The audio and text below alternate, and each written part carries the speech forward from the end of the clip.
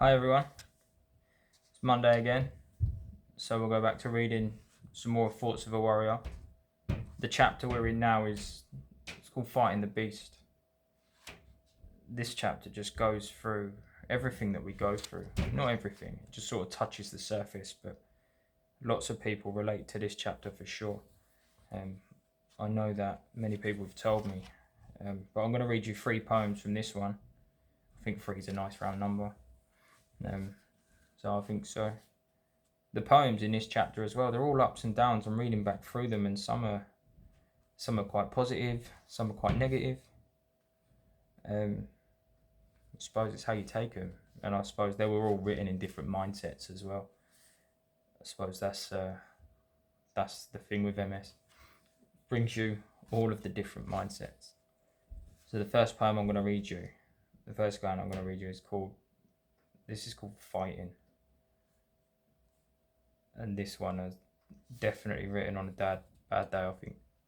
Yeah, this one was definitely written on a bad day. But yeah, so this is Fighting. Can you see it? No. I'm fighting. I'm always fighting. Fighting an unseen illness, fighting my own thoughts. It's consuming. It's frightening. I live like this daily. No one can understand. I don't look like I'm fighting. I'm just your average man. I look in the mirror and that man lies. I know I'm getting worse. I can feel it as the days pass by. I now need help, but I can be too proud.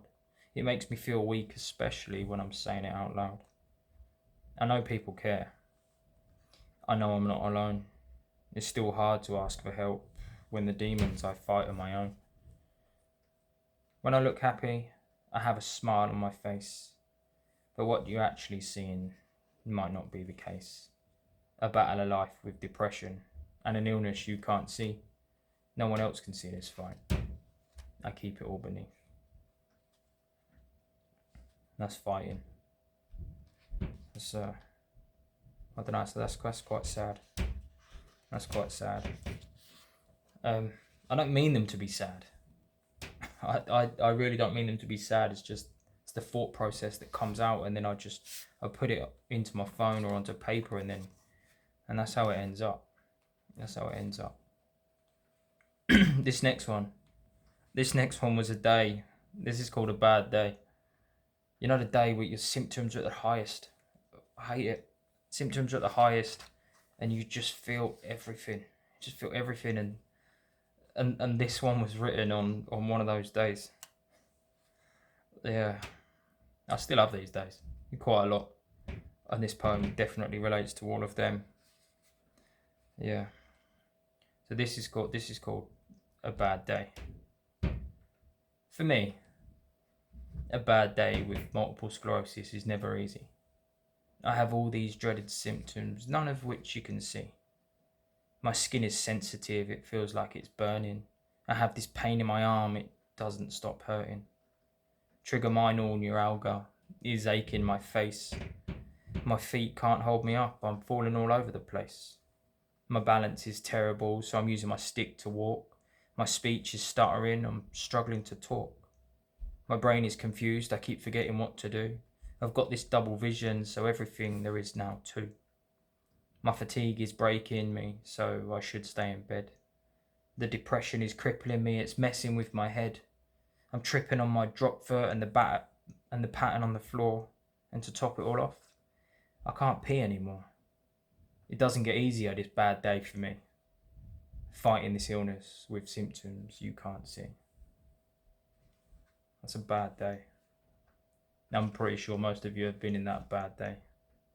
I'm reading it back now and I'm seeing all these symptoms, and then now I could even add more. But it's alright. It's alright. We keep going, right? We keep growing. We keep going. What other choice do we have? What other choice do we have? This last one I'm going to read you from this chapter. This one is called Invisible Thief. This is one of the first poems I wrote. Yeah, just thinking about how MS is invisible and you can't see it, and it just takes from you, and yeah, savage, right? So the invisible thief. If someone was to take someone, oh my gosh, start again. If someone was to take something without asking, they would be a thief.